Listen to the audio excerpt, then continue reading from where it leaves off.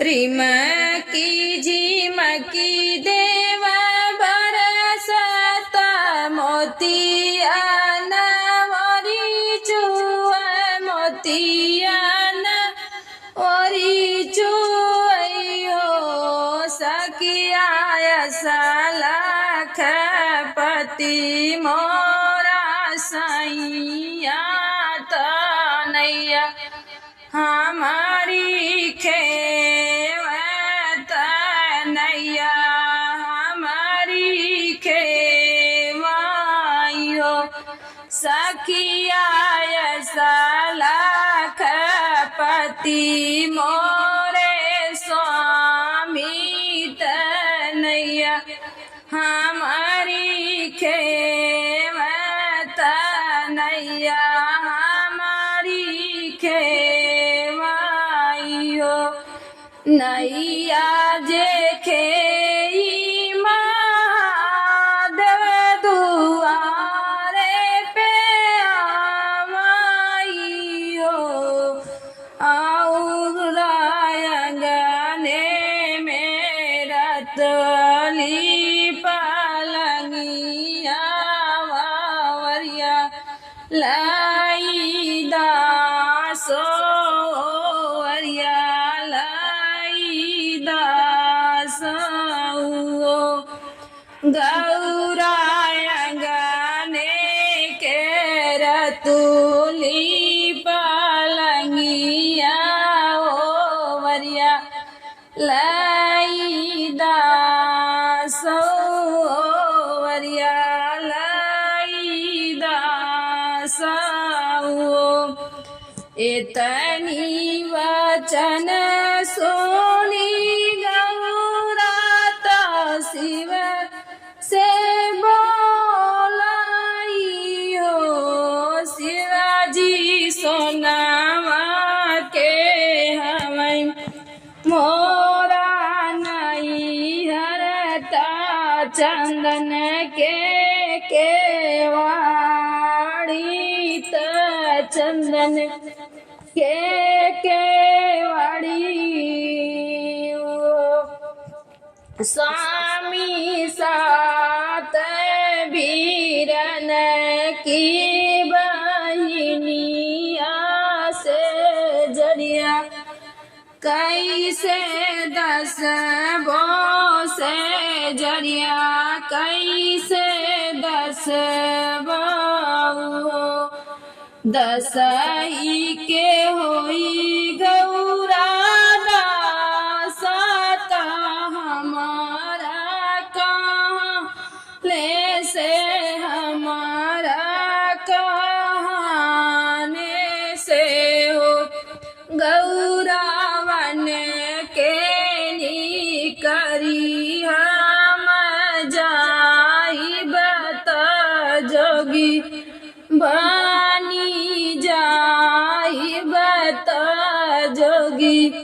बानी जाई बहो गौरावन के नी करी हम जाई बत जोगी बानी जाई बहो गौरा लवटी के घर नहीं आई बता पीछे पछताऊ हो अपने ही बाबा दुलारी तमई या के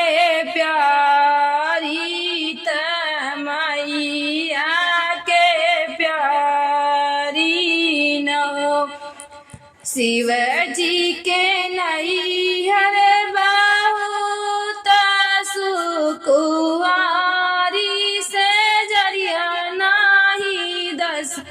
मोसे जरिया नाही दस बाहु इतनी वचन सुन शिव जी बस हाँ सवारी भाए बस हाँ सवारी भाए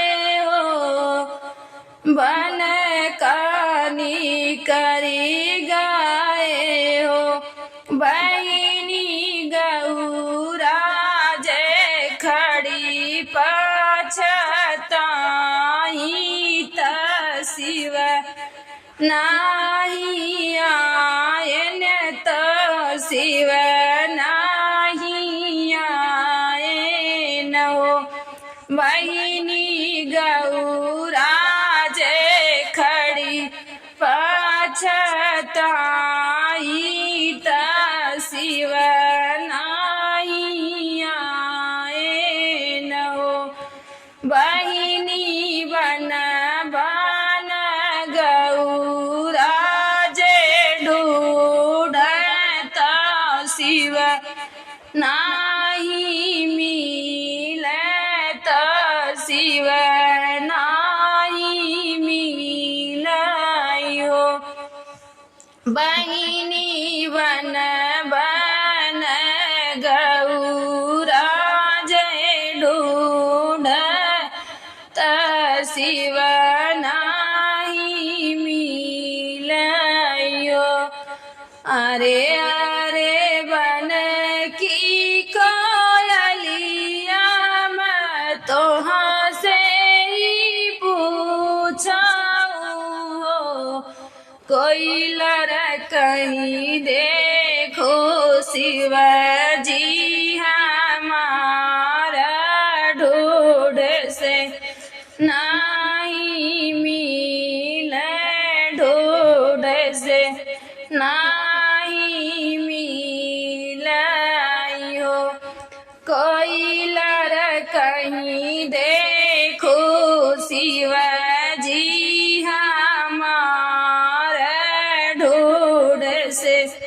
नहीं मिलई ढूढ़ से नहीं मिलायो कोई शिव के डगरिया बताऊ हमारा दुख हरत्यू हमारा दुख हरत्यू चुप रहाए गौरा चुप रहाय सजीनी रोवनयन जीनी पोछाऊ गौरा शिव बैठ ध्यान लगाई त सब कुछ भूलाई त सब कुछ भूलाई गौरा शिव के मनाई लैयावत शिव के समुझावत शिव के समुझावऊ रोवत रोवत पहुँची गौरा त शिव आगे ठाड़ी भाई हो शिव स्वामी चलौना अपनी नगरिया अपनी जो पड़िया स्वामी चलाहु नाय पानी नगरी या पानी जो पड़िया शिवाजी अंगने के रतुली पालंगिया वारी या मैं दसा ब्योवरिया मैं दस बेऊ सोना के तोहरा नहीं हरावत चंदन के वड़ी लगली हो गौरा मैया बाबा के हऊ दुलारी से जरिया कैसे दस ब्यू से जरिया कैसे दस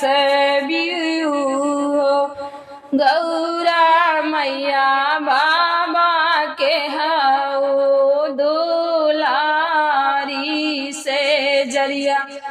कैसे दस व्यू से जरिया कैसे दस व्यू हो गौरा सात वीरन के बहिनिया कैसे आयु कैसे तो ही आयु हो मटिया के मोरा नैहर कठवा के बड़ी लागल हो शिवजी मैया बाबा दिहन बिसराई तबई या भुलाई गई ने हो शिवजी तोहरे गोहन हम लगाबत तुम्हें लई रहबाई हो शिवजी तोहरे